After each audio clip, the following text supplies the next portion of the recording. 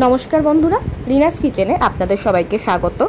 আজকে আমি আপনাদের সঙ্গে শেয়ার করতে চলেছি একটা পুরনো দিনের রেসিপি।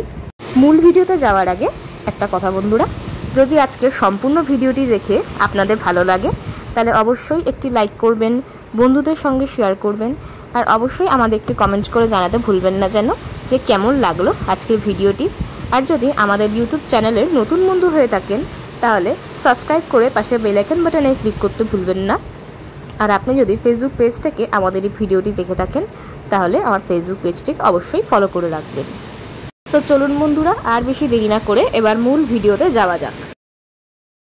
সবার প্রথমে পটলের দুপাশ আমি কেটে ফেলে দিয়েছি। এবার আমি এগুলোকে একটা একটা করে এই ঝাঁঝরির পরে দিয়ে দেব, দিয়ে সুন্দর করে একটু পুড়িয়ে নেব।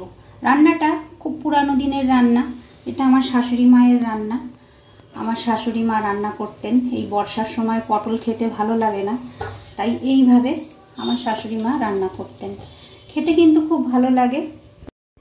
এই 2 কোয়া রসুন নিয়েছি, এই যে, আর এই টমেটোটাকে একটু মাঝখান দিয়ে একটু চিড়ে দিয়েছি। এর ভেতরে রসুন দুটোকে গুজে দেব। গুজে দিয়ে এটাকেও আমি এই একই সঙ্গে পোড়াতে দেব। সুন্দরভাবে পুড়ে যাবে। খেতে কিন্তু খুব ভালো লাগে, রুটি দিয়ে খেতে তো খুবই সুন্দর লাগে। এই আস্তে আস্তে এইভাবে একটু করে উল্টে দিতে হবে। তো বন্ধুরা, এটা দেখানোর জন্য অনেক দিনই চেষ্টা করছি, করে উঠতে পারছি না, যেহেতু এতে রসুন পেঁয়াজটা ব্যবহার হবে। আসল কথা কি, শ্রাবণ মাসে তো আমার বাড়িতে নিরামিষ হয়। অ্যাকচুয়ালি আমিই খাই, কিন্তু বাড়ির মেয়ে আর হাজব্যান্ডকে তো করে দিতে হয়।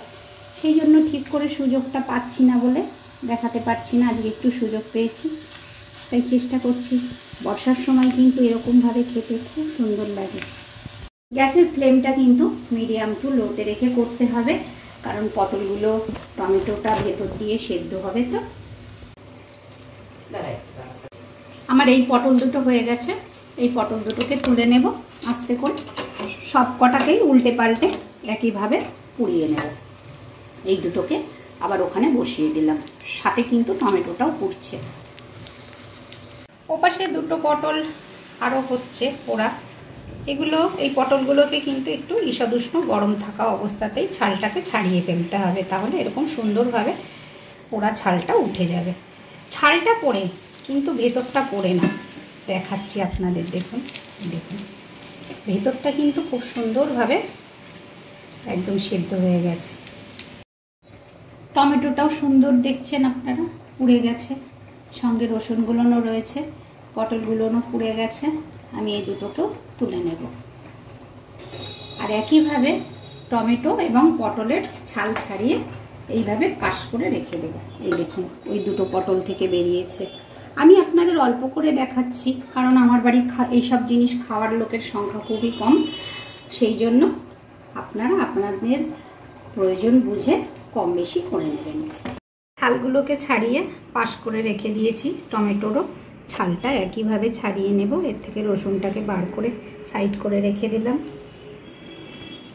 পটলের ছাল যদি বন্ধুরা আপনারা না ছাড়াতে পারেন তাহলে কি করবেন, মাঝখান থেকে একটু ফাটিয়ে নিয়ে একটা চামচের সাহায্যে শ্বাসগুলোকে বার করে নেবেন। খুব সহজে বেরিয়ে যাবে। এই দেখুন আমার ছালগুলো কেমন আমি ফেলে দিয়েছি। আমি হাত দিয়ে করেছি, শ্বাসটুকুনি বার করে নিয়েছি। আপনারা না পারলে চামচ ব্যবহার করবেন। এই টমেটোটাকেও ছাড়িয়ে নিয়েছি। এইভাবে সুন্দর করে ফাটিয়ে মেখে নেব। আপনারা না জল দিয়ে কিন্তু ধোবেন না এগুলোকে। জল দিয়ে ধুলে তাড়াতাড়ি ঠান্ডা হয়ে যায় ঠিকই, কিন্তু খেতে কিন্তু সেরকম স্বাদ হবে না। রসুনকেও একইভাবে একটু ফাটিয়ে নিলাম। এর মধ্যে সামান্য পরিমাণ নুন দিলাম, কারণ আমার জিনিসটা তো দেখতেই পাচ্ছেন খুবই সামান্য। এর মধ্যে দিয়ে দিলাম ছোট্ট একটা কুচিয়ে রাখা, খুব কুচো কুচো করে কুচিয়ে রেখেছি একটা পেঁয়াজ। এর মধ্যে দেব সামান্য পরিমাণ একটা কাঁচা লঙ্কা। কাঁচা লঙ্কা কুচিটা আমি অল্পই দিয়েছি। এবার এর সঙ্গে দেব আমি ধনেপাতা কুচি। এবার এর মধ্যে আমি যেটা অ্যাড করছি সেটা কিন্তু আমার শাশুড়ি মা করতেন না, এটা আমার পদ্ধতি। এর মধ্যে সামান্য একটু চিলি ফ্লেক্স দিলাম, খেতে কিন্তু খুব সুন্দর লাগে। যদিও আমার শাশুড়ি মাকে দেখার সৌভাগ্যটা হয়নি। এর মধ্যে দিয়ে দেব সামান্য পরিমাণ সর্ষের তেল। এবার সুন্দর করে এগুলোকে সব একসাথে মেখে নেব। সব কিছু দিয়ে মাখার পরে টেস্টও হয়েছে সুন্দর, আর গন্ধটাও সুন্দর এসেছে। আপনারা বানিয়ে না খেলে তো বুঝতে পারবেন না। আপনারা একবার ট্রাই করে দেখুন, খুব ভালো লাগবে। পুরনো দিনের রান্না হলেও একদম অল্প সময়ে খুব সুন্দর খেতে লাগে।